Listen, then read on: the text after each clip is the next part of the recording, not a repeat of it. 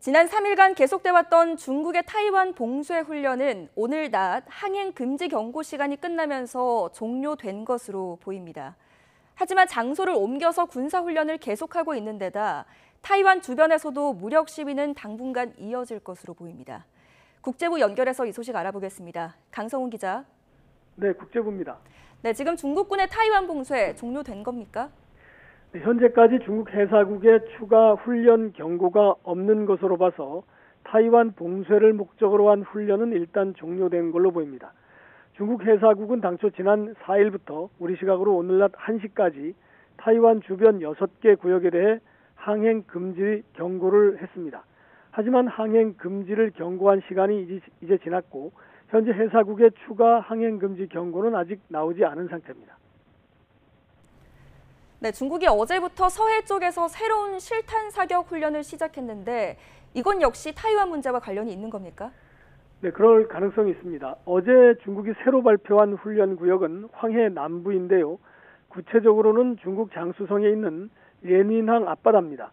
우리나라 서해 쪽인데 중국에 훨씬 더 가깝고 평소에도 중국군이 종종 실탄 훈련을 했던 지역입니다. 중국군은 장쑤성 앞바다를 10일간의 실탄 사격 훈련 장소로 정한 이유를 밝히지는 않았습니다. 다만 이곳 역시 타이완을 담당하는 중국군 동부전구의 관할 구역이어서 이번 타이완에 대한 무력 시위와 관련이 있을 것으로 보입니다. 과거 사례로 보면 미군 정찰기가 중국 본토 쪽에 접근하는 경우가 있는데 이런 활동에 대해 미리 경고를 하려는 차원으로도 추정해 볼 수 있습니다. 타이완에서는 중국군이 타이완에 대한 모의 공격 훈련을 했다고 보고 있는데 그 근거가 뭡니까?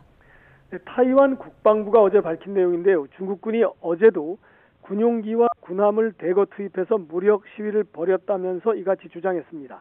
특히 어제 하루에만 전투기를 위주로 군용기 20대가 타이완 방공식별 구역 안으로 들어왔고 또 군함 14척이 타이완 해협의 중간선을 넘어왔다 이렇게 밝혔습니다.